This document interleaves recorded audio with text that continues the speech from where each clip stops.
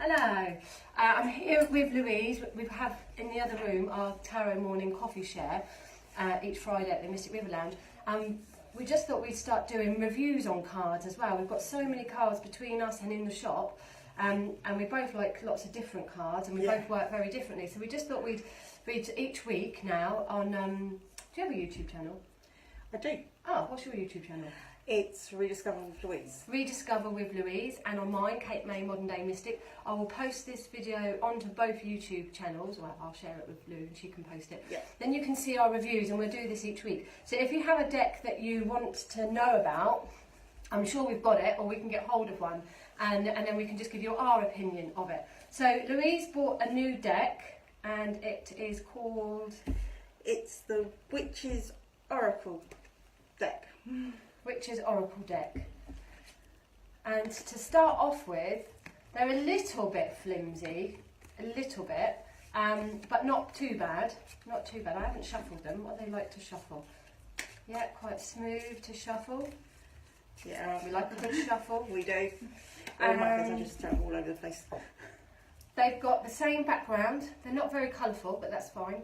They've got the same background on every single card. And the idea is that you use your intuition a lot more with it. So Lou, they're your cards, if you just explain how they work.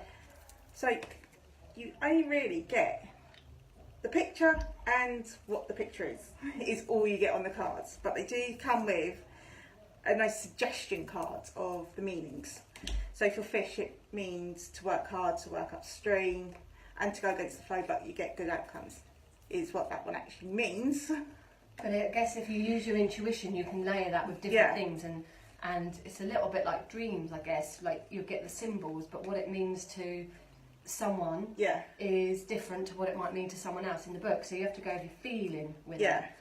Also with these cards, you can only do a 3-card spread, so it's good to just do, if it's practice on, they're really good for that, I think, because it works your intuition more. Yeah, so they're a good learning card to get you. Now I've just picked one. I looked at a few of them earlier, and you had the tree, so that gave quite a good, you could use your imagination. I don't know where it is now. You could use your instinctive imagination. You've got the ladder, so you can pick up lots of different things around the ladder. But just the mistletoe, you could go down that line quite easily. The magpie, you could go down that line, and there's 2 magpies, so that would be a signal. Bread, but I've just picked one and I'm stuck. It's button, the button.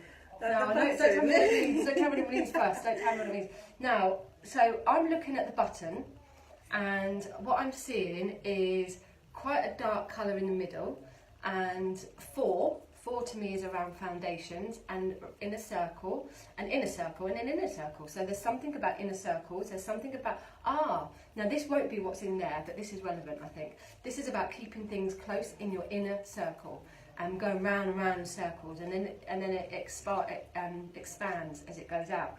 I cannot think, what do you do with buttons? You sew them on, they fix things. I cannot think for the life of me what a button would traditionally represent. But my intuition is, I'm seeing 4 opportunities, something to do with 4, I'm seeing it a little bit dark and then getting brighter, and something about round in circles, and keeping something tight. I just don't know what button means. What does the button actually mean? The button actually means restraint. Restraint, hang on, give me a minute. What's it say? Restraint, comfort, and small but vital things. Oh, okay. Restraint, comfort, and small but vital things. If you think about a button, you do it up so it restrains everything. Right, okay. So that's the tight feeling I was getting then, that restriction and that keeping things together. Okay, so that's a bit of an unusual one, but obviously I'll remember that because that was my first one.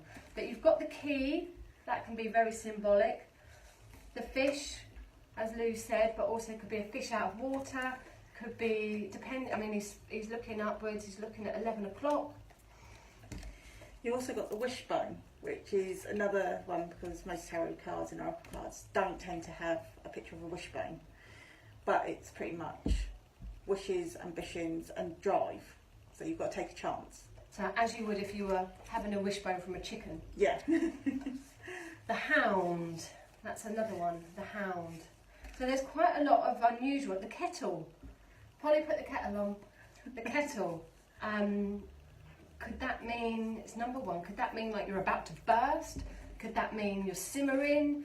Could that mean pop the kettle on, someone's coming round for tea, have a comfort, have a cup of tea, I like my cup of tea. Could mean lots of things, and I guess if whoever you're working with, you pick up psychically that angle that it would go down. So for me, it would probably mean, Kate, put the kettle on. For someone else, it could be like, oh my God, you're about to boil over the top.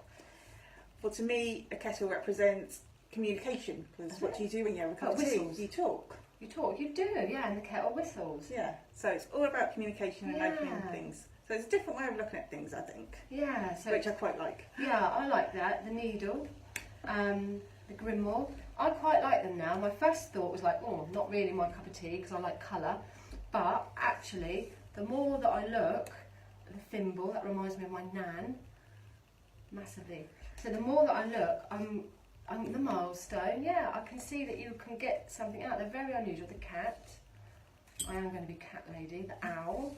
So actually, I guess if you know some symbols, it's easier. If you don't know symbols at all, if you're brand new into all of this, they might be tricky. If you're brand new, don't know symbols at all, you might not have stretched your imagination or stretched your intuition. So I think they're probably good for people that have got a little bit of knowledge already. Not for the brand new people. No. But definitely for people that are already spiritual, psychically in tune. Yeah, but what cards would you suggest would be the good ones for the brand new? Well, the brand new ones, the ones that I'm just about to create. Watch this space. And also probably for me the Rider-Waite. Purely because, although they're tarot and oracle, purely because the Rider-Waite, there's so many books, so many things you can go online. So the self-teaching of it is so simple. If you were to put in the meaning of these, you might not get quite the same meaning for different things. But whereas the Rider-Waite are very general. But I know some people don't take to those. But for me, they would be the most simplest, easy ones that people can start. Or the angel cards, actually. Angel tarot, fairy, angel tarot, fairy tarot, because it's got the words on it. So if you're new, then so we can have a look at those next week. But that's our little review for these cards. So just remind us, Lou, what they're called. They are called the Witch's Oracles. The Witch's Oracles. And not to be confused with those that watch my site, the ones that I use. Yeah, I thought there was another deck. So there's two decks called the Witch's Oracles. That's a little bit confusing. But my ones are quite bigger. Witchwood Oracle. The Witch's Oracle. Maybe that's it then. Witchwood Oracle, the Witch's Oracle. That makes it slightly different. 32 cards for fortune telling, oracle reading and more, plus guide cards. There you go. Alright, so hope you enjoyed our little review, and I will stick it onto our YouTube channels, so keep an eye out for those. Thank you very much, and we'll see you next week with another little deck to share.